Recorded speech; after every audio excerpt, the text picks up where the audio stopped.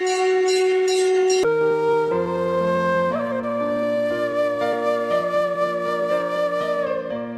जाता है जब धरती पर पाप बहुत बढ़ गए, अच्छाई और बुराई के बीच संतुलन समाप्त होने लगा, राक्षस पृथ्वी पर खुलेआम घूमने लगे और निर्दोष लोगों की पीड़ा असहनीय हो गई। स्वर्ग लोक के सभी देवी देवता भी पृथ्वी की इस स्थिति को देखकर घबरा गए। राक्षसों की बुरी शक्तियों पर देवताओं के लिए विजय पाना असंभव था। यहाँ तक कि ब्रह्मा, विष्णु और महेश तीनों त्रिदेव भी उन राक्षसी मायावी शक्तियों का सामना नहीं कर पा रहे थे। हम सबको माँ काली का आह्वान करना चाहिए और उनसे प्रार्थना करनी चाहिए कि वो पृथ्वी पर बढ़ रहे राक्षसों के अत्याचार से हम सभी को मुक्ति दें।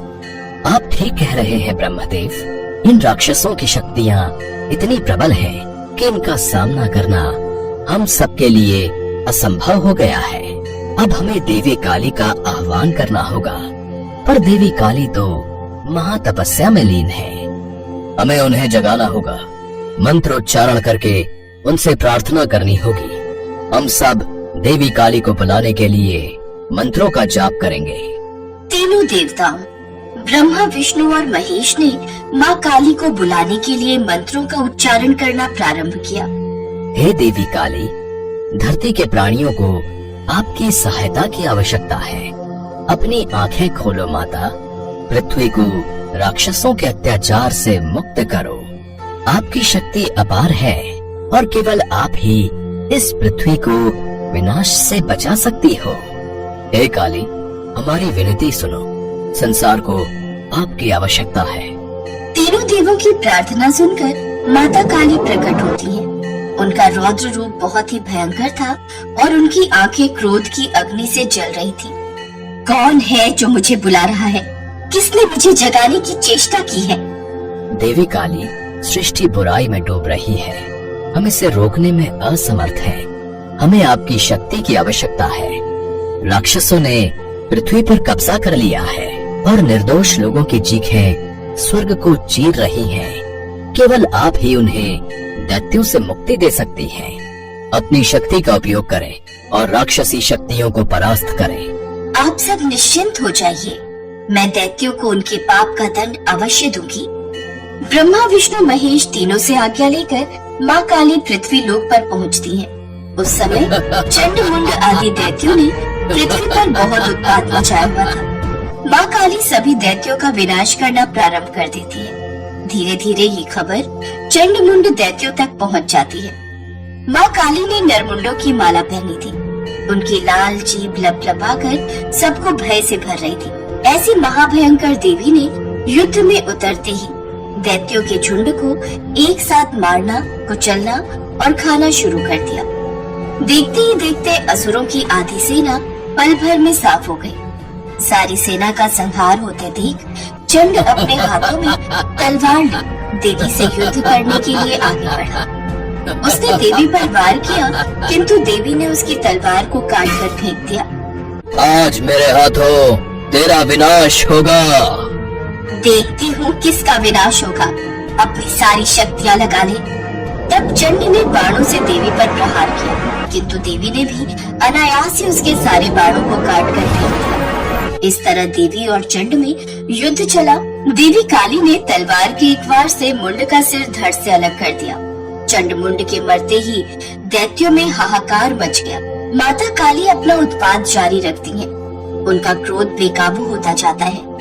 वो सभी राक्षसों को मार कर खाने लगी। राक्षसों का खून उन्हें मदहोश कर देता है। उन्हें आसपास असुर ही दिखाई दे रहे थे।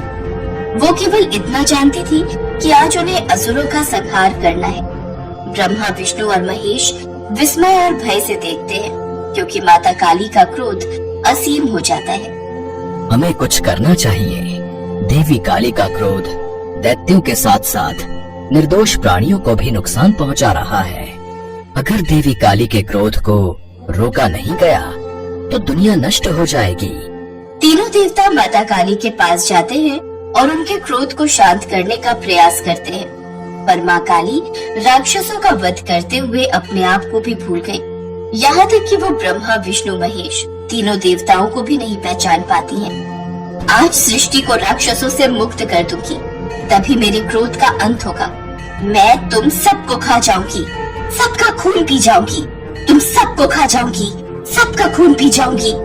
देवी काली, राक्षसों का अंत हो चुका है, अपने क्रोध को शांत करो। देवी काली, चंड मुंड सहित सभी राक्षसों का वध करके आपने इस सृष्टि को राक्षसों से मुक्त कर दिया है। अब इस क्रोध से बाहर आओ। देवी काली, आपके द्वारा दोषियों के साथ साथ निर्दोष प्राणी भी आपके क्रोध का शिकार बन रहे हैं। अपने क्रोध को शांत करो देवी, शांत हो जाओ। मैं तुम सबको खा जाऊंगी, सबका खून पी जाऊंगी, तुम सबको खा जाऊंगी, सबका खून पी जाऊंगी। माँ काली उस समय इतने क्रोध में थी कि उन्हें कुछ भी उचित और अनुचित में फर्क दिखाई नहीं दे रहा था। उनके सामने खड़े तीनों देवता ब्रह्मा, विष्णु और महेश उन्हें रोकने का प्रयास कर रहे थे, उनके क्रोध को शांत करने की चेष्टा कर रहे थे, परंतु अनियंत्रित क्रोध के आवेश में माँ काली ब्रह्मा, विष्णु और महेश तीनों देवताओं को भी खा जाती है। जब माँ काली ने ब्रह्मा, विष्णु, महेश तीनों देवताओं को निगल लिया तो धरती पर अंधकार छा गया। अचानक माँ काली को एहसास हुआ कि उन्होंने कुछ गलत कर दिया है। मैंने ये क्या कर दिया? मैंने क्रोध में आकर ब्रह्मा, विष्णु, महेश सृष्टि के तीनों कर्ता धर्ता को निगल लिया। ये अनहोनी मेरे द्वारा कैसे हो गई? पश्चाताप में वो ब्रह्मा, विष्णु और महेश को मुक्त करती हैं और उन्हें उनके दिव्य रूपों में वापस लाती हैं। मुझे क्षमा कर दीजिए, पता नहीं क्रोध की ज्वाला में मैं सब कुछ भूल गई। देवी काली, आपका क्रोध इस सृष्टि के लिए कारगर है, क्योंकि ये क्रोध सृष्टि को पाप से मुक्त करने के लिए ही आपके द्वारा अपनाया गया है। आप साक्षात जगदम्बा हो। आपने दुष्टों का संहार करके इस सृष्टि को बचाया है। आपका रौद्र रूप सृष्टि को संदेश देता है कि हमें अपने क्रोध का उपयोग सही स्थान पर करना चाहिए। आपका चरित्र सृष्टि के प्राणियों को यह प्रेरणा देता है कि हमें अपने क्रोध को वश में करना चाहिए। आपका स्वरूप सृष्टि के प्राणियों को एक और संदेश देता है देवी, कि हमें कभी भी बुराई के आगे शीश नहीं झुकाना चाहिए, सदैव बुराई का सामना करना चाहिए। आपका काली स्वरूप शक्ति की परिभाषा है। ये परम सत्य है। जब जब इस धरती पर पाप बढ़ेगा, आप काली रूप में दुष्टों का विनाश करेंगी।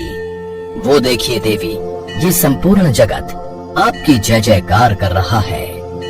संपूर्ण जगत जय माँ काली के जयकारे से गूंजने लगता है। इसके पश्चात सभी देवी देवता माँ काली पर फूलों की वर्षा करके उनकी स्तुति और गुणगान करते हैं।